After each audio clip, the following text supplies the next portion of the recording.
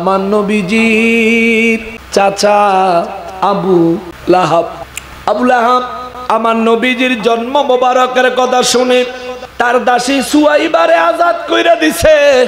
এ আবু লাহাব ঈমান নিয়ে মরতে পারে নাই।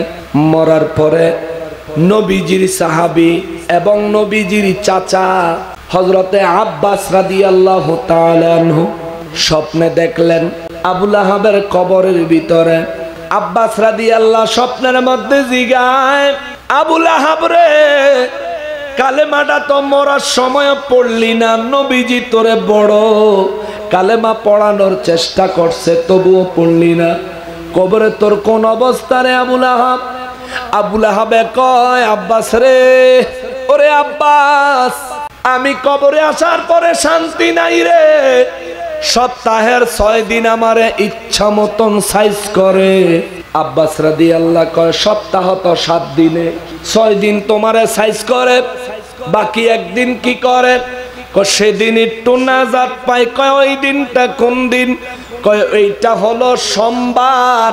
আমার বাতিজা তোমাদের নবী মুহাম্মাদুর রাসূলুল্লাহ সাল্লাল্লাহু আলাইহি ওয়াসাল্লাম যেদিন এই জমিনে কদম মোবারক রাখছেন, আমার দাসী সুয়াইবা আমারে খবর দিছিল আপনার মৃত ভাই আব্দুল্লাহর ঘরে, আব্দুল্লাহর বিবির আমেনার ঘরে একটা ফুটফুটে চাঁদের টুকরা একটা সন্তান হয়েছে। খবরটা আমি পায়া আনন্দিত হইয়া সুয়াইবারে কইছি আমার মৃত ভাইয়ের ওয়ারেস জমিনে চইলাইছে। সুয়াইবারে আমারে খবরটা দিলি খুশি হইলাম, যা যা যা, আমি তোরে আজাদ কইরা দিলাম। আবু লাহাবে কয়, আব্বাস রে, আমি আমার ওই দাসীটারে আজাদ করে দেওয়ার কারণে সোমবারে আমার আল্লাহ আমারে আঙ্গুলের মধ্যে একটা শরবতের নহর জারি করে দেয়। এইটা মুখে দিয়া আমি আবু লাহাব যখন চুষি, সারা সপ্তাহের কিলের কষ্ট এক চুমুকে শেষ হয়ে যায়। আল্লাহু আকবার। সারা সপ্তাহে যা শাস্তি আমারে দিছে, এক চুমুক দেওয়া মাত্র সমস্ত শাস্তির কষ্ট ভুলে যায়। সোমবারে সারাটা দিন আমার হাত দিয়া এই নেয়ামতটা আসে।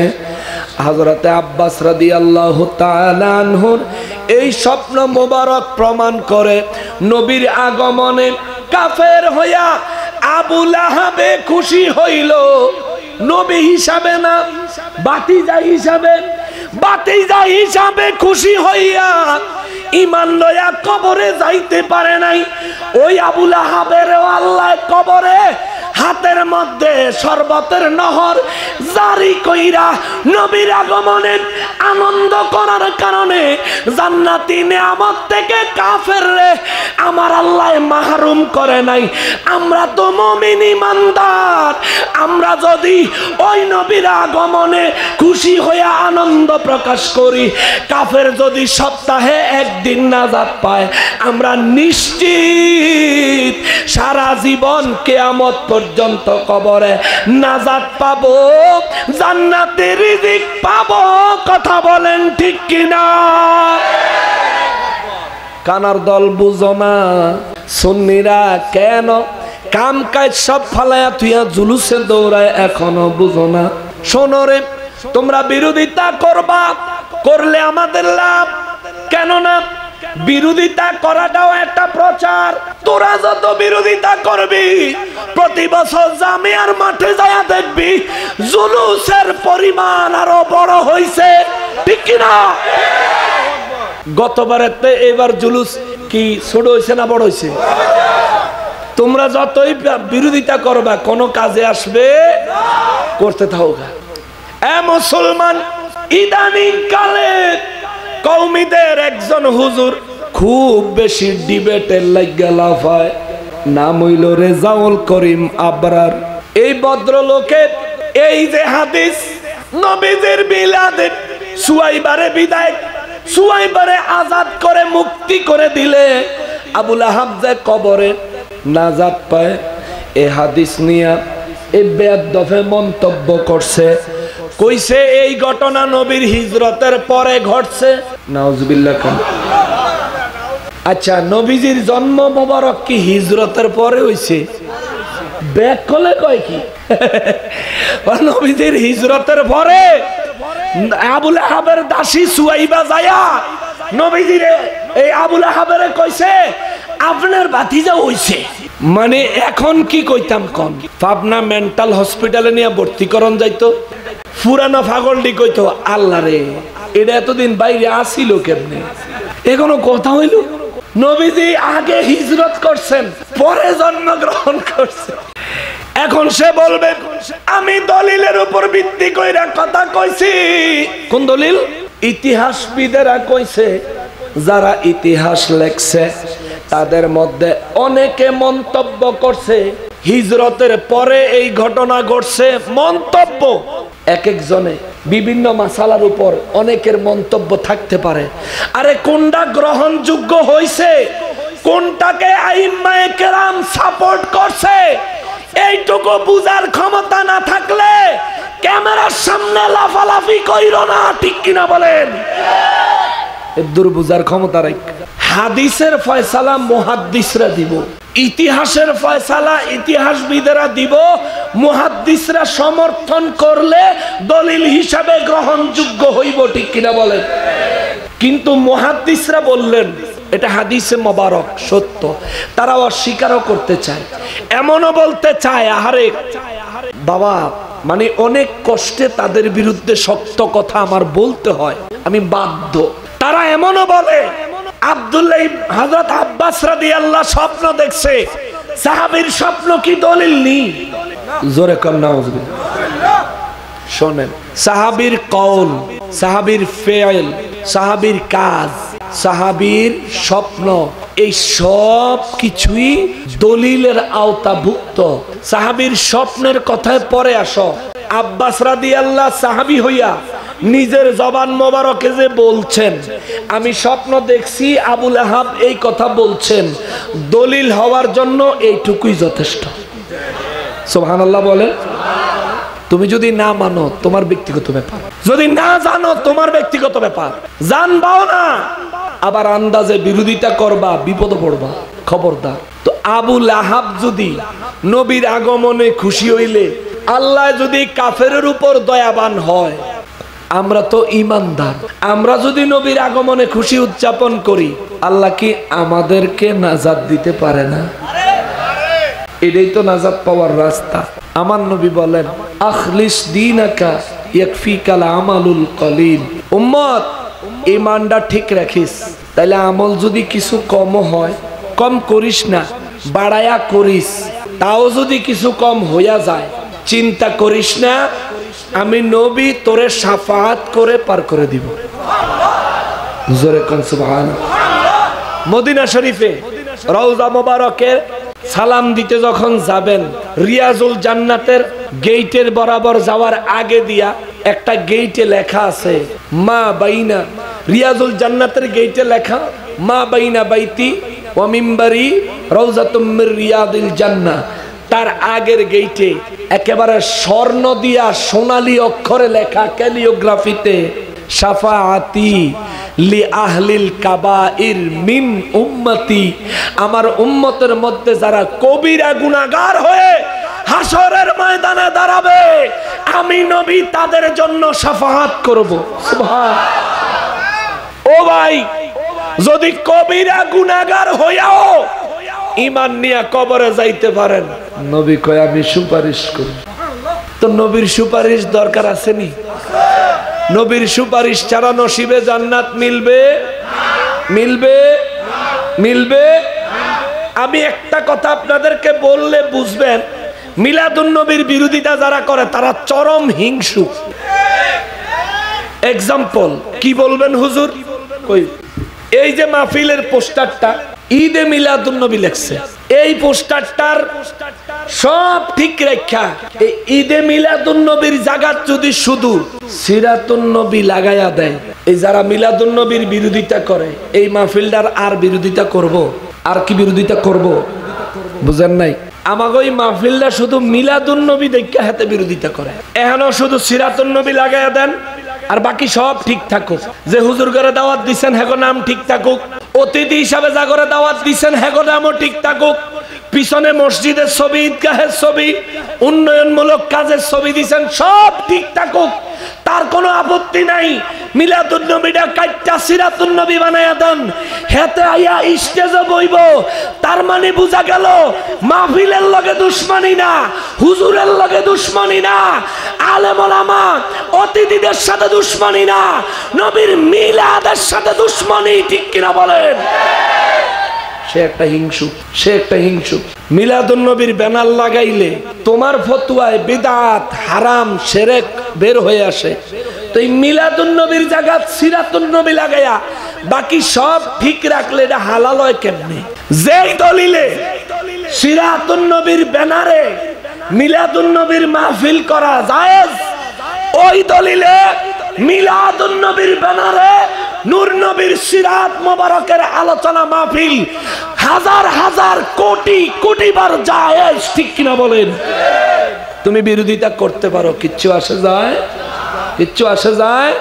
ইসলাম তোমার কাছে জিম্মি নয়, ইসলাম তোমার কাছে ধরা বাঁধা নয়, তুমি ইসলামের কাছে ধরা, ঠিক কিনা বলেন? ইসলাম ইসলামের মতো মানতে হবে। বাবা, মিলাদুন নবীর ফজিলত সম্পর্কে আবু বকর রাদিয়াল্লাহু বলেন, যে ব্যক্তি মিলাদুন নবী উপলক্ষে 1 দিরহাম খরচ করবে, আমি আবু বকরের বন্ধু হইয়া সে আমার সাথে জান্নাতে থাকবে। নেয়ামাতুল কোবরা কিতাবে লেখছে। ওমর রাদিয়াল্লাহু বলেন, মিলাদুন নবী উপলক্ষে যে ব্যক্তি 1 দিরহাম খরচ করবে, ওই ব্যক্তি গোটা ইসলামকে জিন্দা করার সওয়াব পাবে। সুবহানাল্লাহ। আলী রাদিয়াল্লাহু তাআলা আনহু কয়, যে ব্যক্তি মিলাদুন নবী উপলক্ষে 1 দিরহাম খরচ করবে, ওই ব্যক্তির কবরের আযাব মাফ হবে, হাসরের ময়দানে কোনো হিসাব হবে না, বিনা হিসাবে জান্নাতে যাবে। উসমান জিন্নুরাইন রাদিয়াল্লাহু তাআলা আনহু বলেন, মিলাদুন নবী উপলক্ষে যারা 1 দিরহাম হোক সাধ্য মোতাবেক খরচ করে মিলাদুন নবী মাহফিলের আয়োজন করবে, মানুষের জন্য তাবারুকের ব্যবস্থা করবে, এই ব্যক্তি বদরের যুদ্ধে এবং হুনাইনের যুদ্ধে শহীদ হওয়ার সওয়াব পাবে। এটা ফজিলত। এখন আমাগো দেশের মৌলবী সাহেবরা এই নেয়ামাতুল কুবরা আলাল আলম পুরা কিতাব দাই বেলে জাল হুজুরদের বক্তব্যে। আচ্ছা ভাই, 1 মিনিটের জন্য আপনার কথা মানলাম, নেয়ামাতুল কুবরা পুরা কিতাবটা জাল, এক কথায় মানলাম 1 মিনিটের লিগা। তো আল্লাহ যে কোরআন শরীফে সূরা ইউনূসের 58 নম্বর আয়াতের শেষে গিয়া যে কইল, হুয়া খায়রুম মিম্মা ইয়াজমাউন, নবীর আগমনে আনন্দ করা সারা জীবনের সমস্ত নেক আমলের থেকেও বড় নেক আমল, আমার কাছে উত্তম। জোরে কোন সুবহানাল্লাহ। আল্লাহর এই ফজিলতটা মিলাদুন নবী উদযাপনের ফজিলত হিসেবে কি যথেষ্ট নয়? মানলেই যথেষ্ট, না মানলে যথেষ্ট না। আবু বকর রাদিয়াল্লাহু মানছে, নবীজির পাশে ঘুমাইছেন, আর আবু জাহিল্লায় মানে নাই, সে বদরের প্রান্তরে মরছে, জাহান্নামে ভুগতাছে। আব্দুল্লাহ ইবনে উবাই ইবনে সলুল মানে নাই, এই ইবনে সলুলের গোটা পৃথিবীর সমস্ত আলেম জানে এটা মুনাফিকের সরদার। আল্লাহ তারে কোরআনে মুনাফিক কইছে, তার ব্যাপারে তার বিরুদ্ধে আযাবের আয়াত নাজিল করছে, ঠিক কিনা বলেন? নবীর পক্ষ নিবা, আবু বকর রাদিয়াল্লাহর পক্ষে যাইবা, নবীর পক্ষের বিরোধিতা করবা। আবু জাহেল, আবু লাহাব, উতবা, সাইবা, মুগিরা, এমনকি আব্দুল্লাহ ইবনে উবাই ইবনে সলুলের দলের হয়ে যাইবা, তাদের সাথে হাসর হবে, তাদের সাথে জাহান্নামে থাকবা, ঠিক কিনা বলেন? নবী গো নবী, আমার আযান মানে এলান, একটা ঘোষণা। আমি আল্লাহ একটা ঘোষণা দিছি। আল্লাহ গো কোন ঘোষণা? আল্লাহ কয়, জগৎবাসীরে আমি কইছি, লা ইন শাকারতুম, যদি তোমরা আমি আল্লাহর দেওয়া সমস্ত নেয়ামতের শুকরিয়া আদায়কারী হও। চিৎকার দিয়া কোন সুবহানাল্লাহ। যদি আমরা আল্লাহর নেয়ামত পায়া শুকরিয়া আদায়কারী হয়ে যায়, আল্লাহ কয় আমি একটা পুরস্কারের ঘোষণা দিব।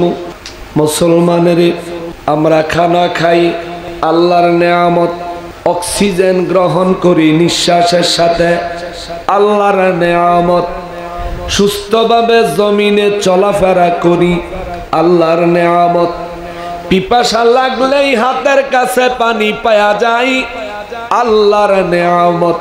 ও মুসলমান, রাস্তাঘাটে কত মানুষ রাতে ইট মাথায় দিয়া ঘুমায়, তাদের থেকেও ভালোভাবে আমাদেরকে রাখছেন আমার আল্লাহ, এইটাও আল্লাহর নেয়ামত।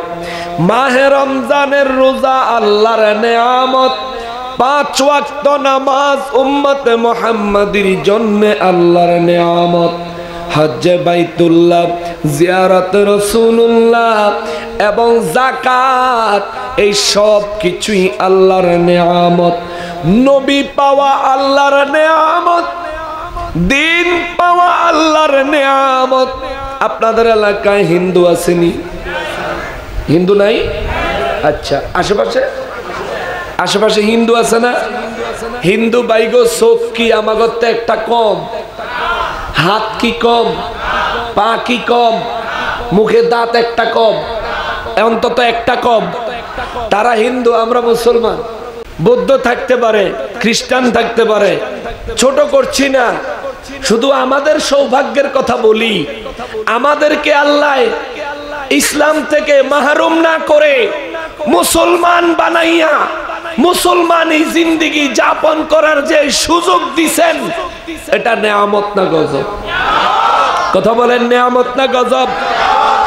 আর আমরা আমার দয়াল নবী রহমাতুল লিল আলামিন যদি না আসতেন, আমরা মুসলমান ওই নবীর উম্মত হওয়ার সুযোগ পাইতাম? দুনিয়ায় আসার সুযোগ পাইতাম? কথা বলেন, পাইতাম? এই সব কিছু কার নেয়ামত? জোরে বলেন, কার নেয়ামত? রব্বুল আলামিন সূরা ইব্রাহিমে কয়, নবী গো নবী, জগৎবাসীরে কয়া দেন গো নবীজি, আমি আল্লাহ যত নেয়ামত দিছি, আপনার উম্মত আমার বান্দারা যেন সব নেয়ামতের শুকর আদায় করে, শুকরিয়া যেন আদায় করে।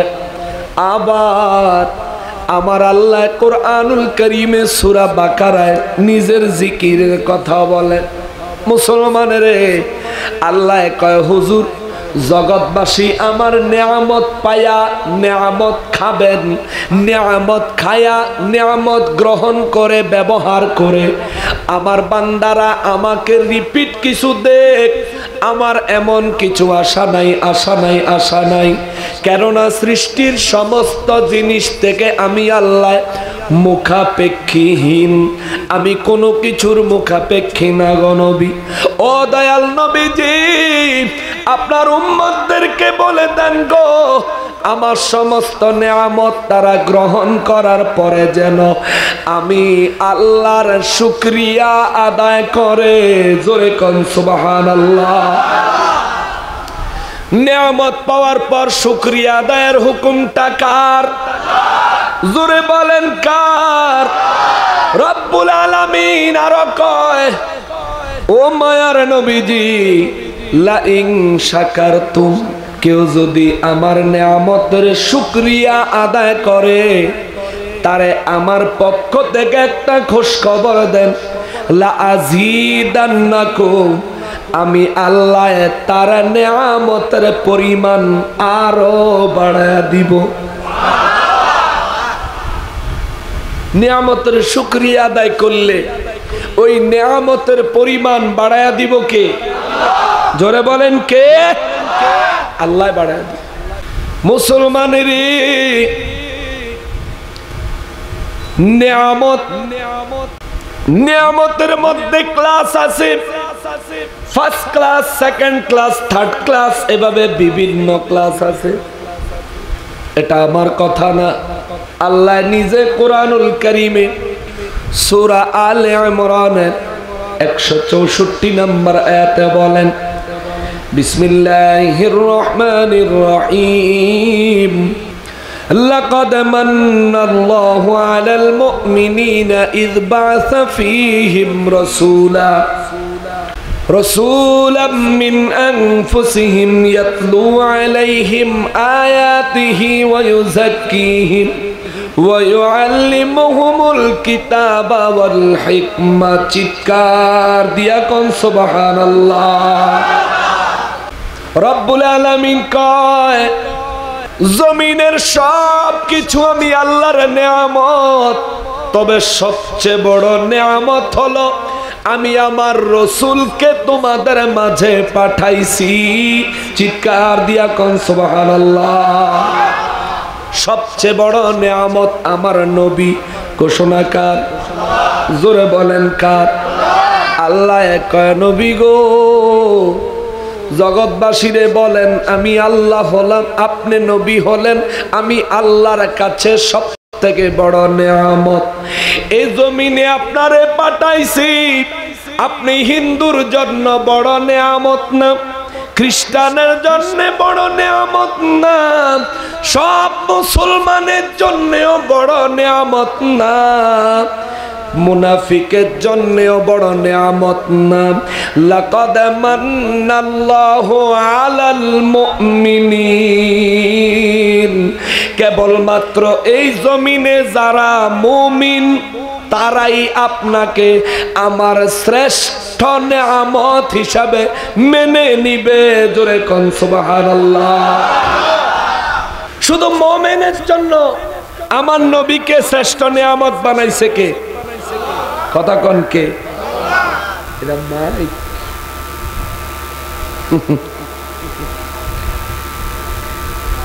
মুমিনের জন্য শ্রেষ্ঠ নেয়ামত বানাইলো, তাহলে এই নেয়ামতের শুকরিয়া আদায় দরকার আছে নি? অন্য সব নেয়ামতের শুকরিয়া আদায় করতে কয় আল্লাহ। সব নেয়ামতের জন্য যদি শুকর আদায় করা লাগে, আমার নবী সব নেয়ামতের মধ্যে শ্রেষ্ঠ নেয়ামত, আমার নবীজির আগমনে শুকরিয়া আদায়ের দরকার আছে না নাই? জোরে বলেন আছে না নাই? এখন মনে মনে ভাববেন হুজুর নেয়ামতের শুকরিয়া আদায় করলে কি হবে? প্রথমত আল্লাহ সূরা ইব্রাহিমের 7 নম্বর আয়াতে কয় যারা নেয়ামতের শুকরিয়া আদায় করে লা আযীদান্নাকুম, আমি তাদের নেয়ামত আরো বাড়াইয়া দিব, আরো বাড়াইয়া দিব, আরো বাড়াইয়া দিব। এবার ওয়াহাবিরা মামুরফুতেরা কইব নেয়ামতের শুকরিয়া আদায় করলে আল্লাহ কইছে নেয়ামত আরো বাড়াইয়া দিব, তাইলে নবীর আগমনে শুকরিয়া আদায়ের জন্য আপনারা সুন্নিরা যে আনন্দ উদযাপন করলেন, শুকরিয়া আদায় করলেন, আপনাদেরকে কি আল্লাহ নবী বাড়াইয়া দিবনি? আমি তারে বলবো ভাইরে এটা তোমার অত্যন্ত মূর্খতার পরিচয় হবে। শোনো, যদি দুনিয়ার নেয়ামতের শুকরিয়া আদায় করো, নেয়ামত বাড়ায়া দিব আমার আল্লাহ, আর আমার নবীর আগমনে আনন্দিত হইয়া যদি শুকরিয়া আদায় করো, তোমার ঈমান বাড়ায়া মজবুত বানায়া দিব আমার আল্লাহ। জোরে কোন সুবহানাল্লাহ। আল্লাহ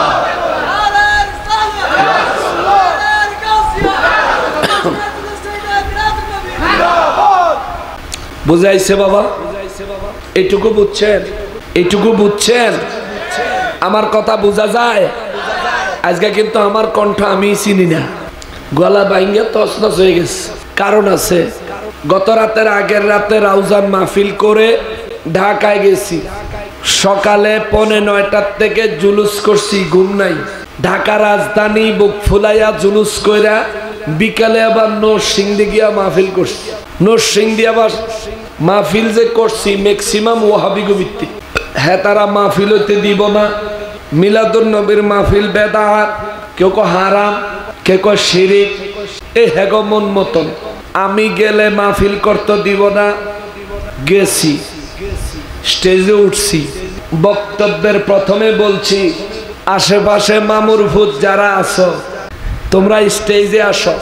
আমি যদি ভুল বয়ান করি সাথে সাথে ধরবা, আর আমি ভুল বয়ান কইরা গেলাম, তুমি জান না আমারে ধরলা না, কালকে যদি সমালোচনা করো আল্লাহর রসুলের শাফাআত পাইবা না। এই দাবি করে কইলাম বেলা আইও। আস্তে আস্তে আস্তে আস্তে অনেকেই আইছে। 2.5 ঘন্টা ওয়াজ করছি। কালকার মাহফিল হইছে আল্লাহ পাকের খাস রহমতের মাহফিল। হেতে কই গেছে? হেতে রে আজগুবি মাইক থুয়া গেছে কা? হেতে এনো খারে থাকবো স্ট্যান্ড বাই। এগুলি হলো নির্বাচনের বক্তৃতা দেয় না, মাইক কথা বলা যায় না। খেয়াল করেন, বক্তব্য দেওয়ার পরে যত ওয়াহাবি আছিল সুন্নিরা তো আসিলই, সব ওয়াহাবিরা আলহামদুলিল্লাহ মিলাদুন নবী মাইনা নিছে। মিলাদের বয়ানের পরে মিলাদ শরীফ পড়ার জন্য মাহফিল কমিটি ডরের ছুড়ে কানের কাছে হুজুর একটু মিলাদ ক্যাম্প করন লাগবে। তা আমি বললাম একটু না, আমি মিলাদ ক্যাম্প করবো, আমার ঠেকাইব কে? ঠিক কিনা বল? আমার রসুলকে আমি সালাম দিব, আমার ঠেক দিব কোন ফকির নির্বুতে? ঠিক কিনা বলেন? এই দেশ কারো বাবার কাছে বিক্রি করে দেওয়া হয় নাই। এই দেশে তোমার অধিকার যতটুকু আমার অধিকার ততটুকু। দলিল থাকলে নিয়ে আসো, মোকাবেলা করো। দলিল না থাকলে চুপ কইরা থাকো। বিরোধিতা করবি তা সাফাত দাঁত ফলাইয়া দিমু। ঠিক কিনা বলেন? দলিল নাই হুদাই সিল্লা ফাল্লা সব ওয়াবিডি সুদ্দা খাড়া করে মিলাদ পড়াইছি। মারহাবা কর। তো কালকে ওখান থেকে মাহফিল করে রাত্রে আসছি, এখন আর গলার অবস্থা জাগাত নাই, ঘুম নিদ্রা ঠিক নাই। তবু আল্লাহর কাছে লাখো কোটি শুকরিয়া যে সহি সালামতে আপনাদের মাঝে আসলাম। আমি আপনাদেরকে দেখলাম, আপনারা আমাকে দেখলেন। আমি পড়ছি আলহামদুলিল্লাহ, আপনারাও পড়েন আলহামদুলিল্লাহ। গলাটা খারাপ, কিন্তু কথাটি ইনশাল্লাহ খারাপ হইতো না। একটু কষ্ট করে মনোযোগ দিয়ে বুঝ জ্বালায়েন। আরেকদিন যদি নসিব হয় আয়া ভালো করে বর্ষণাম ইনশাল্লাহ।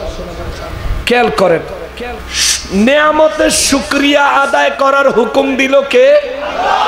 সবচেয়ে বড় নেয়ামত আমার নবী ঘোষণা দিল কে?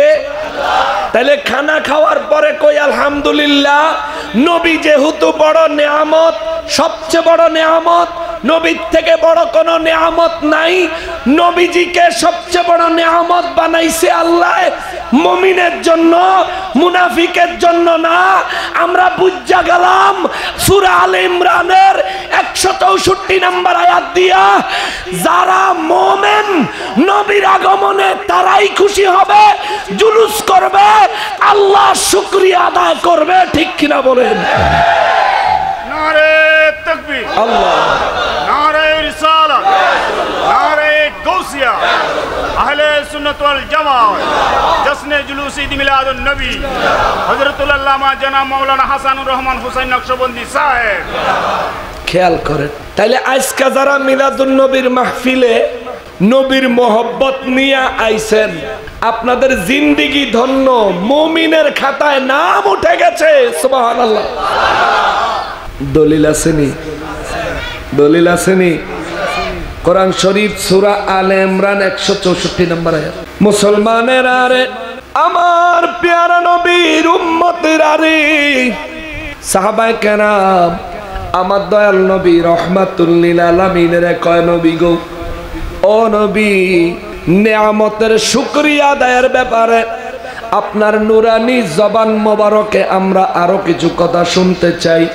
আমার নবীজি সূরা নাহলের 114 নম্বর আয়াতে কারিমা নাজিল করলেন। আয়াতে কারিমা তেলাওয়াত করলেন। নবী বলেন, বিসমিল্লাহির রহমানির রহিম, ওয়াশকুরু নি'মাতাল্লাহি ইন কুনতুম ইয়াহু তা'বুদুন। জবান খুলে পড়েন সুবহানাল্লাহ। আল্লাহ কয় ওয়াশকুরু নি'মাতাল্লাহ, আমি আল্লাহ যত নেয়ামত দিছি সমস্ত নেয়ামতের শুকরিয়া আদায় করো, শুকরিয়া আদায় করো।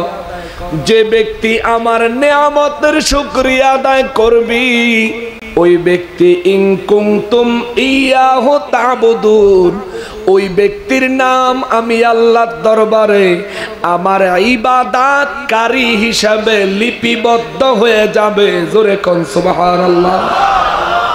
এ মুসলমান, নেয়ামতের শুকরিয়া আদায় করেননি? করেন করেন। খানা খাওয়ার পরে পড়ি আলহামদুলিল্লাহ, পড়েননি? পড়েন। ঘুম থেকে জাগার পরে পড়ি আলহামদুলিল্লাহিল্লাযী আহিয়ানা বাদামা আমাতানা ওয়া ইলাইহিন নুশুর। সুবহানাল্লাহ। বাথরুম থেকে বের হইয়া দোয়া, শুকরিয়া আদায়ের দোয়া আছে। গুফরানাকা আলহামদুলিল্লাহিল্লাযী আযহাবা আন্নিল আযাব ওয়া আফানি। চিৎকার দিয়া কোন সুবহানাল্লাহ।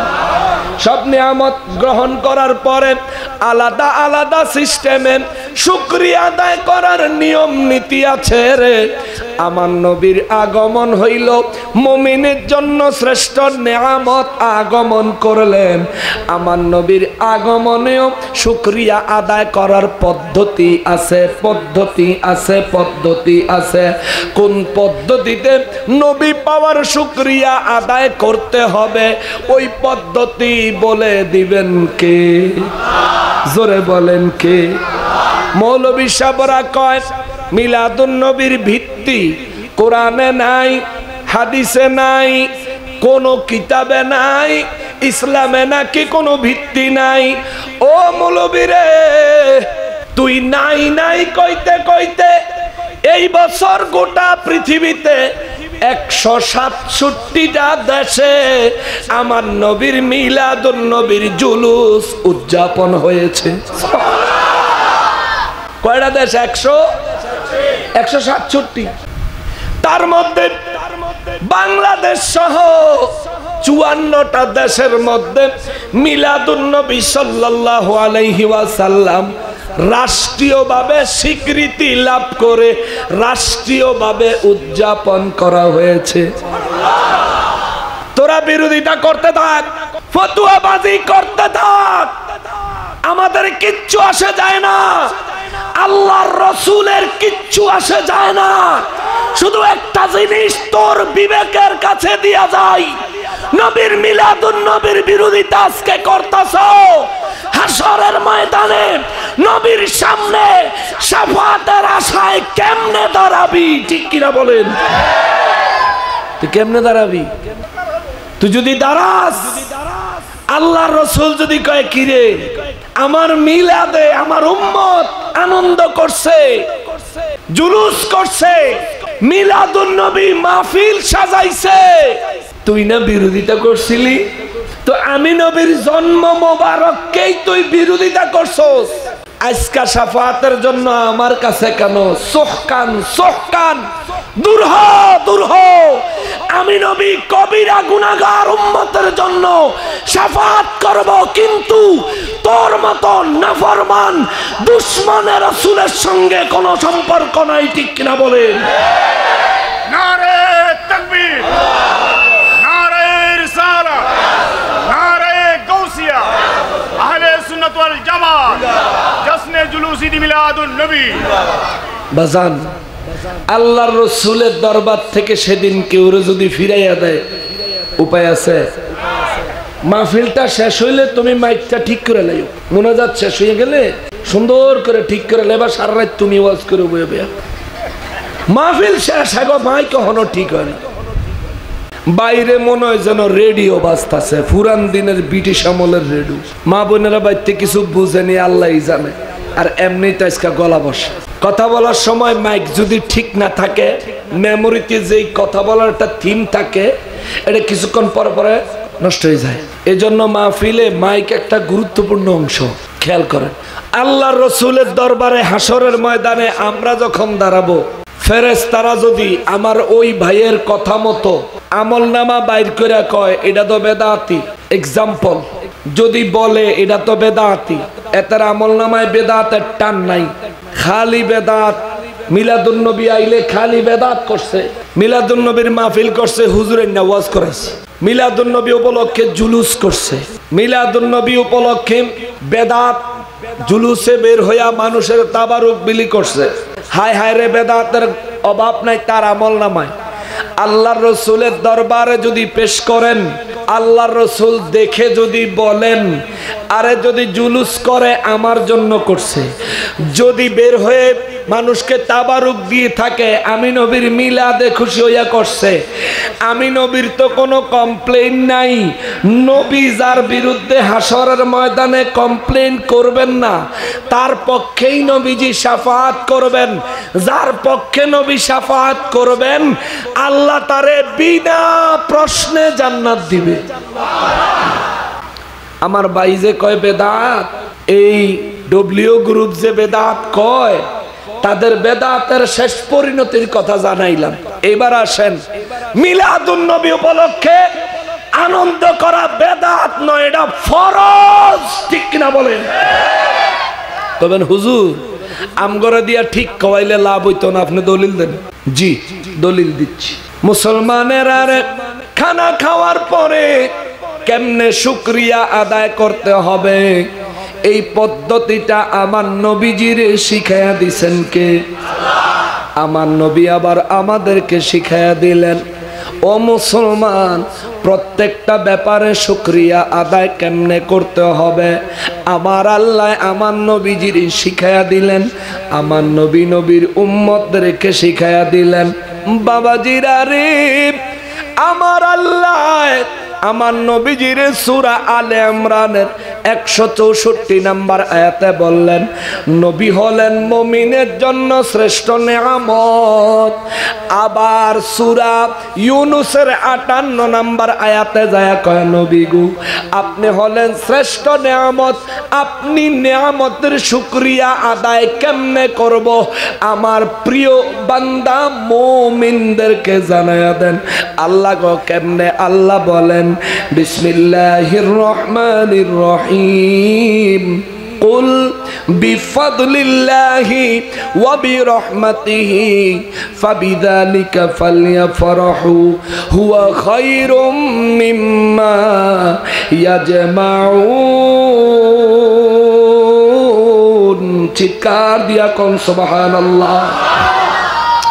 আল্লাহ কয় হুজুর কুল আপনি বলে দেন গো নবীজি, জগৎবাসীরে জানায়া দেন বিফাদলিল্লাহ, যখন আমার এই কোরআন জমিনে আমি যেদিন পাঠাইছি, ওয়া বিরহমাতিহি আপনি নবী রহমাতুল লিল আলামিনকে যেই দিন জমিনে পাঠাইছি ওই দিনটা আমি আল্লাহর বড় একটা প্রিয় দিন, আমি আল্লাহর বড় পছন্দের দিন, আমার শ্রেষ্ঠ শ্রেষ্ঠ নিয়ামত জমিনে নাজিল করার দিন হলো আপনার আগমনের দিন, কোরআন নাজিল হওয়ার দিন। হুজুর আপনি হলেন আমার সমস্ত নিয়ামতের মধ্যে শ্রেষ্ঠ নিয়ামত, আপনি জগৎবাসীরে বলেন আপনি যেদিন আগমন করেছেন বিফাদলিল্লাহি ওয়া বিরহমাতিহি ফাবিযালিকা ফালইফরাহু, জগৎবাসীরে বলে দেন আপনার আগমনের দিনকে কেন্দ্র করে আপনার উম্মত আমার বান্দাদের মধ্যে যারা মুমিন তারা যেন আনন্দিত হয়, আনন্দ প্রকাশ করে। চিৎকার দিয়া কোন সুবহানাল্লাহ। নবী ভাই আনন্দ করতে বলছেন কে? জোরে কোন কে? আজকে মাহফিলের আয়োজন হয়েছে, আপনারা খুশি না নারাজ? জুলুসের দিন জুলুস হয়েছে, খুশি না নারাজ? আল্লাহ কইছে খুশি হইতে, আল্লাহ বললেন আনন্দিত হইতে। আবার দেখা যায় আজকে মাহফিল হইল, আমার নবীর আলোচনা হচ্ছে, শুকরিয়া আদায়ের রাস্তা, শুকরিয়া আদায়ের পন্থা যদি ও মুসলমান আনন্দই হয় আমাদের দেশের মৌলবী সাবরা কইব তাইলে আবার নবীর বর্ণনা করেন কেন, মিলাদের ওয়াজ করেন কেন? ওরে আমার ভাই, সূরা আমার আল্লাহ সূরা নাহলের 114 নম্বর আয়াতে বলেন নিয়ামতের শুকরিয়া আদায় করো। সাহাবীরা কয় হুজুর কেমনে আদায় করব? নবীজি মুসনাদে আহমদ শরীফে বলেন আত-তাহাদ্দুসু বিনিআমাতিল্লাহি শুকরুন, আল্লাহর নিয়ামতের শুকরিয়া আদায় করার উত্তম পন্থা হইল ওই নিয়ামতের আলোচনা বেশি বেশি করা। জোরে কোন সুবহানাল্লাহ। বেশি বেশি আলোচনা করলে আল্লাহর নিয়ামতের শুকরিয়া আদায় হয়। মুসনাদে আহমদ শরীফে আমার নবীজির হাদিস। জোরে কোন সুবহানাল্লাহ। এই জন্য আমরা জুলুস করি আল্লাহর হুকুম আনন্দ করা, আবার ওয়াজ করি নবীর সম্পর্কে, নবীজির প্রেমের কথা মহব্বতের কথাগুলি বর্ণনা করি, নবীজির মিলাদের কথাগুলি বয়ান করি। কারণ নবীজি বলছেন আল্লাহ শুকরিয়া আদায় করার উত্তম পন্থা হইল ওই নিয়ামতের আলোচনা করা। জোরে কোন সুবহানাল্লাহ। আল্লাহ আবার কোরআন শরীফে সূরা দুহার শেষের আয়াতে বলেন ওয়া আম্মা বিনিআমাতি রাব্বিকা ফাহাদ্দিস। জয় কোন সুবহানাল্লাহ। মুসলমানেরা রে মিলাদুন নবী উপলক্ষে আনন্দ করার নির্দেশ দিয়েছে কে? ফাবিযালিকা ফালইয়াফরাহু, সূরা ইউনূস 58 নম্বর আয়াত। ফালইয়াফরাহু এটার অর্থ হইল খুশি হও, খুশি উদযাপন করো, আনন্দিত হও, আনন্দ উদযাপন করো। এইটা বাংলায় বলে আনন্দ, ইংরেজিতে বলে সেলিব্রেট করো, সেলিব্রেট, সেলিব্রেশন। আর আরবিতে কোরআনের ভাষায় কয় ফারহুন ইয়াফরাহু, হাদিসের ভাষায় কন ঈদুন। চিৎকার দিয়া কোন সুবহানাল্লাহ। হাদিসের ভাষায় কয় ঈদুন, কোরআনের ভাষায় কয় ফারহুন। যারে আল্লাহ কয় ইয়াফরাহু, ইয়াফরাহু কেন বললেন? আল্লাহর নির্দেশ হলো অতীতে যারা করেছে তারা তো করছে আনন্দ, আমার হাবিবের আগমনে এখন তোমরা যারা আছো তোমরা আনন্দ করো। ভবিষ্যতেও জীবনে যতবার আমার নবীজির আগমনের বছর, আগমনের সময়, আগমনের দিন আসবে ততদিন তোমরা আনন্দ উদযাপন করতে থাকবা, প্রতি বছর বছর করবা। জোরে কোন সুবহানাল্লাহ। নবীর আগমনে জুলুস করলে আমরা আল্লাহর ইবাদতকারী নেক আমলকারী বান্দা হব। জোরে কোন সুবহানাল্লাহ। জোরে কোন না সুবহানাল্লাহ। মুসলমানের ও মুসলমান, আমার পেয়ারা নবী রহমাতুল লিল আলামিনের আগমনকে কেন্দ্র করে আনন্দ করার নির্দেশ আমার আল্লাহ দিলে সাহাবীরা কয় হুজুর নবীর আগমনে আমরা যদি আনন্দিত হই আল্লাহ আমাদেরকে কি দিবেন? আল্লাহর কাছ থেকে আমরা কি পাব? আল্লাহ সূরা ইউনূসের 58 নম্বর আয়াতের শেষের দিকে যায় কয় হুজুর জগৎবাসীরে বলে দেন গো নবীজি হুয়া খায়রুম মিম্মা ইয়াজমাউন, যারা আপনার আগমনে, কোরআনের আগমনের দিনে আনন্দের সঙ্গে উদযাপন করবে, তারা সারা জীবন যত নেক আমল করছে, সারা জীবন হালাল পন্থায় যত সম্পদ জোগাড় করছে, সারা জীবনের সমস্ত অর্জনের থেকেও মিলাদুন নবীতে আনন্দ প্রকাশ করা আমি আল্লাহর কাছে বড়। জোরে কোন সুবহানাল্লাহ। সারা বছর, সারা জীবন যত ইবাদত করছেন সমস্ত ইবাদতের থেকে শ্রেষ্ঠ ইবাদত আল্লাহর কাছে নবীর আগমনে আনন্দ করা। জোরে কোন সুবহানাল্লাহ। কানার দলে দেখে না, গাধার দলে বুঝে না, ঠিক কিনা করে? মুসলমান আমার বদনাম আছে, আমি বলে খালি গালি দিই। আজকে যতক্ষণ বয়ান করমু একটু খেয়াল করেন তো, একটা গালি দিলে দৈরে না মারে। ওয়াজ করতাম আইসি গাইলে মুকম্বালা ওয়াজ যদি করে শেষ করতে না। তবে হ্যাঁ, ওয়াজের কিছু নীতিমালা আছে। চোরেরে চোর কইতে হইব, ডাকাইতেরে ডাকাত কইতে হইব, ইমানদারের ইমানদার কইতে হইব, মুনাফিকের মুনাফিক কইতে হইব, কাফেরের কাফের কইতে হইব। কথা কোন ঠিক কিনা? যদি আপনি চোরের ভদ্রলোক কন তাহলে তো আর আপনার ওয়াজ হইল না। আর চোরের চোর কইলে রাগ করব, এটা স্বাভাবিক, ঠিক কিনা বল? মসজিদে অনেক সময় দেখবেন জুমার দিন অনেক মুসল্লি হয়, ইমাম সাহেব নামাজের আগে একামতের পরে কয় জুতা সাবধান। অনেক জায়গায় একামতের আগেও কয় জুতা সাবধান, বলে না? বলে না? এই কথা বললে মুসল্লিরা কি খুশি না নারাজ? মুসল্লিরা কেন নারাজ? কি লিগা নারাজ হবে? হুজুর তো ভালো কথাই কইছে। হ্যাঁ, জুতাটি যদি লয়ে জায়গা, হুজুর তো ভালো কথাই কইছে। সব মুসল্লি খুশি হইব হুজুর এই কথা কইলে, কিন্তু এই মুসল্লি গো ভিড়ে দুই সাইডটা চোর থাকলে ওরা কি খুশি না নারাজ? ওরা কইব ইমাম সাহেব নামাজে না পড়াইব, জুতার কথা কয় কিন্তু, ঠিক কিনা? হুজুরে নামাজে না পড়াইব, জুতার কথা কয় কিন্তু। হ্যাঁ, নামাজের আগে কি জুতার খবর? হেতে দেখবেন বাইরিয়া এটা লিয়ে সমালোচনা করা শুরু করে দিব, কারণ হেতে যে চুরি করতে ভালো না। সুন্নিদের মাহফিলে সুন্নি আলেমরা যখন নবীর পক্ষে কথা কয়, অটোমেটিক ইমানদারের পক্ষে মুনাফিকের বিরুদ্ধে যায়, ঠিক কিনা বলেন?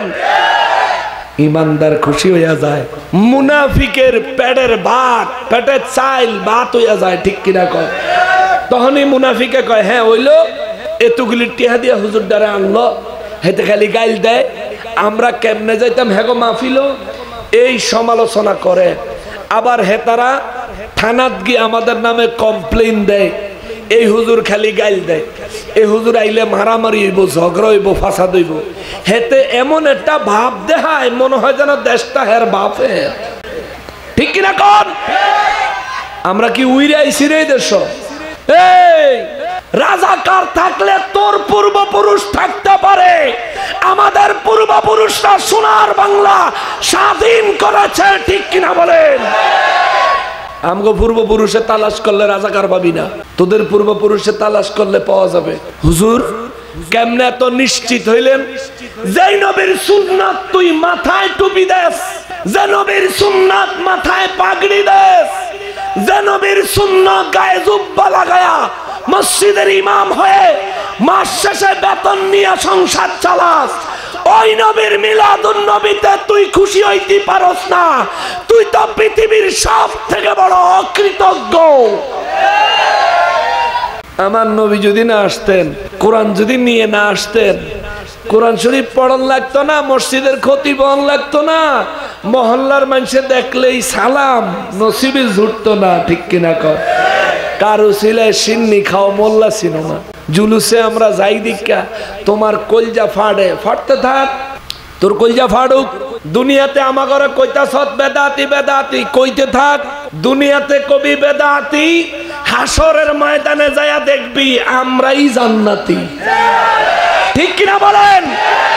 আবার বলছি, দুনিয়ায় আমাদেরকে বলবি বেদাতি, হাসরের ময়দানে গিয়া দেখবি আমরাই জান্নাতি।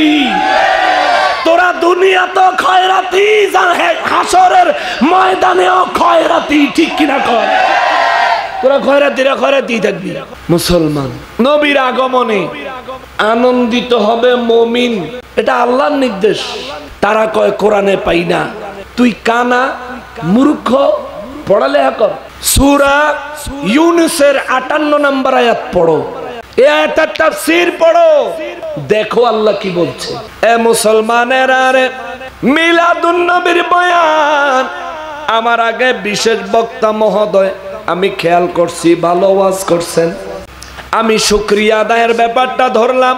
নবীজি রাহমাতুল লিল আলামিনের মিলাদুন নবী সাল্লাল্লাহু আলাইহি ওয়াসাল্লাম উদযাপন করা কেন জরুরি, কেন করতে হবে, কেন করব? ওরে বাবা রে, আল্লাহ কয় বান্দা যত নেয়ামত দিছি শুকরিয়া আদায় কর। সব নেয়ামতের মধ্যে শ্রেষ্ঠ নেয়ামত আমার হাবিবুল্লাহ। সবার জন্য আমার নবী শ্রেষ্ঠ নেয়ামত না? আমার নবী সমস্ত জগৎ সমূহের জন্য রহমত, সব জগৎ, সমস্ত জগৎ সমূহের জন্য, সমস্ত প্রাণীর জন্য, সমস্ত ধর্মের মানুষের জন্য আমার নবী রহমত। কিন্তু মুমিনের জন্য আমার নবী হলেন আমার পক্ষ থেকে স্পেশাল নেয়ামত। জোরে কোন সুবহানাল্লাহ। নবী আমাদের জন্য রহমত এবং নেয়ামত। ও বাবারে মুসলমান, নবী পায়া আনন্দ করার হুকুম নির্দেশ দিয়েছেন কে? এখন আনন্দের কথা কইলে কয় মিলাদুন নবীর ঈদ করেন, তো ঈদের নামাজ কয় রাকাত, বলে কিনা? আপনাদের এলাকায় মনে এইসব কথা হয় না? না হইলে ভালো, আমাদেরকে বলে ঈদ মিলাদুন নবীর বেলা নামাজ কয় রাকাত। আরে বেকল, ঈদ হইলেই নামাজ হইতে হবে এমন বর্ণনা কই পাইলি? হাদিস শরীফে বলছেন শুক্রবার সপ্তাহের শ্রেষ্ঠ দিন, ঈদ উল ফিতর ঈদ উল আজহা থেকেও বড় ঈদের দিন। সুবহানাল্লাহ। কোন দিন? জোরে কর, কোন দিন? শুক্রবার। তো এই শুক্রবারে কি ঈদের নামাজ আছে? চিন্তাত পড়ে গেছে, হুজুর জুমার নামাজ তো আছে, তাইলে ঈদের নামাজ নাই কই কেমনে? জুমার নামাজ ঈদের নামাজ না। এক নাম্বার কারণ, ঈদের নামাজের ওয়াক্ত হয় ফজরের পরে সূর্য উঠে গেলে, যখন ইশরাকের সময় হয় তখন থেকে ধরে জোহরের ওয়াক্ত হওয়ার আগ পর্যন্ত ঈদের নামাজের ওয়াক্ত। জোহরের ওয়াক্ত হইলে ঈদের নামাজের ওয়াক্ত শেষ। জুমার নামাজ কি জোহরের ওয়াক্ত হওয়ার আগে পড়া লাগে না ওয়াক্ত হওয়ার পরে পড়া লাগে? ওয়াক্ত হওয়ার পরে। তাইলে জুমার নামাজ ঈদের নামাজ, কথা কন, জুমার নামাজ ঈদের নামাজ। জুমার নামাজের খুতবা হয় আগে, ঈদের নামাজের খুতবা হয় পরে, ঠিক কিনা বলেন? জুমার নামাজে অতিরিক্ত 6 তাকবীর নাই, কিন্তু ঈদের নামাজে অতিরিক্ত 6 তাকবীর আছে, ঠিক কিনা বলেন? তাহলে জুমার নামাজ ঈদের নামাজ, ঈদের নামাজ। তাহলে জুমার দিনের হাদিস শরীফে ঈদের দিন বলা হইল, এই ঈদে কোন নামাজ আছে? বলেন, এই ঈদে ঈদের নামাজ আছে? আপনারা মনে হয় বুঝেন না, এই ঈদে কি ঈদের নামাজ আছে? তো ঈদের নামাজ ছাড়া জুমার দিন ঈদের দিন, আবার ঈদ উল ফিতর ঈদ উল আজহা থেকেও শ্রেষ্ঠ দিন। আমার নবী বলেছেন, যেই নবীর ঘোষণায় ঈদের নামাজ ছাড়াই জুমার দিন ঈদ উল আজহা ঈদ উল ফিতরের থেকে শ্রেষ্ঠ ঈদের দিন হইতে পারে, ওই নবীর আগমনের দিন কুল কায়নাতের সমস্ত শ্রেষ্ঠ দিনের থেকেও শ্রেষ্ঠ ঈদের দিন, ঠিক কিনা বলেন? মিলাদুন নবীর ঈদের জন্য নামাজ লাগে না। আল্লাহ যদি নামাজ দিত তাইলে তো মিলাদুন নবীর ঈদে নামাজ থাকতো। আল্লাহ কইছে আনন্দ করতো, আমরা আনন্দ করি, ঠিক কিনা বলেন? আরেকটু সহজ করে দিই, বাবা রুকু সেজদা ছাড়া কি নামাজ হয়? কথা কয় না। আপনি নামাজও দাঁড়াইলেন, রুকু সেজদা দিলেন না, নামাজ হইব? কথা কন, হইব? কিন্তু জানাজার নামাজও খারাইয়াও যদি রুকু সেজদা দেন, নামাজ হইব নি? তাইলে বোঝা যায় নামাজের মধ্যে পার্থক্য আছে। 5 ওয়াক্ত নামাজ রুকু সেজদা না করলে হবে না, জানাজার নামাজে রুকু সেজদা দিলে হবে না। যদি ঈদ উল ফিতর ঈদ উল আজহা হয়, ঈদ উল ফিতর ঈদ উল আজহা নামাজ ছাড়া হবে না। মিলাদুন নবীর ঈদে নামাজ পড়লে ঈদ হইতো না, ঠিক কিনা বলেন? এটা বুঝো ভাই, বুঝো না কেন? তোমার বিবি আর তোমার মা, তোমার বিবি একজন নারী, তোমার মা একজন নারী।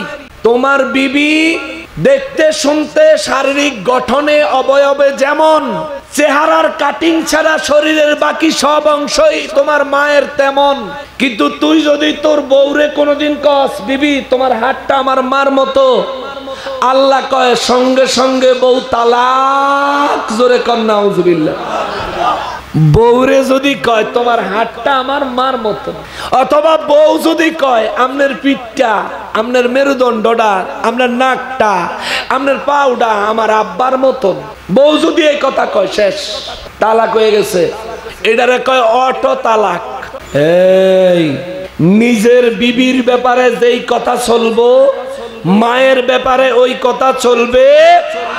যদিও দুইজন দেখতে এক, দুইজনের সাথে তোমার সম্পর্ক আলাদা, দুইজনের সঙ্গে তোমার আচরণ আলাদা, দুইজনের সঙ্গে তোমার হক বিনিময় আলাদা, নিজের বিবির ক্ষেত্রে মার ক্ষেত্রে বুঝো, নবীর ক্ষেত্রে আসলে বুঝো না। তুই তো গর্দব নবীর দুশ্মন, ঠিক কিনা বলেন?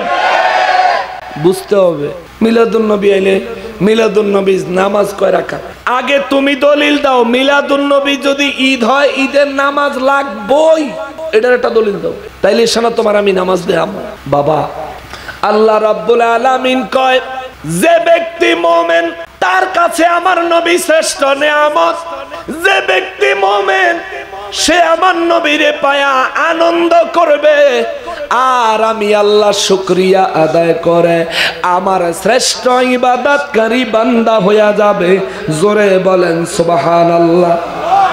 এবার আল্লাহ কয়, লা ইন শাকারতুম, যদি তুমি শুকরিয়া আদায় করো। খেয়াল করেন, কে কয়? কে কয়? যদি তুমি শুকরিয়া আদায় করো, লাযীদান্নাকুম, আমি তোমার নিয়ামতের পরিমাণ বাড়ায়া দিব। সুবহানাল্লাহ। কি পরিমাণ বাড়ায়া দিব? আমি আল্লাহ পরিমাণ বলবো না, কেননা আমার দরবারে কোনো কিছুর অভাব নাই। যখনই তুমি আমি নিয়ামতের শুকরিয়া আদায় করবা, আমি আল্লাহ তোমার নিয়ামতের পরিমাণ বাড়ায়া দিব, বাড়ায়া দিব। কি পরিমাণে দিব সেটা আমি জানি। যেই পরিমাণে শুকরিয়া আদায় করবি ওই পরিমাণে নিয়ামত বাড়ায়া দিব। এরপরে আল্লাহ হুমকি দেয়। কইছিলাম এই আয়াতে আমার আল্লাহ একটা অফার দিছে, একটা হুকুম দিছে, একটা হুমকি দিছে, তিনটা কথা। আমরা অফারের কথা জানলাম, নিয়ামত বাড়ায়া দিব। হুকুমের কথা জানলাম, নিয়ামতের শুকরিয়া আদায় করতে হবে।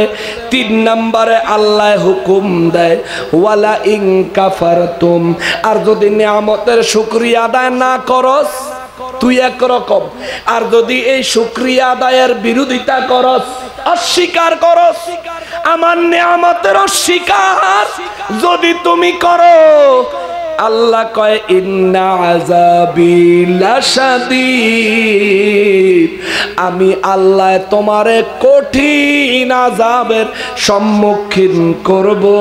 জোরে কোন সুবহানাল্লাহ।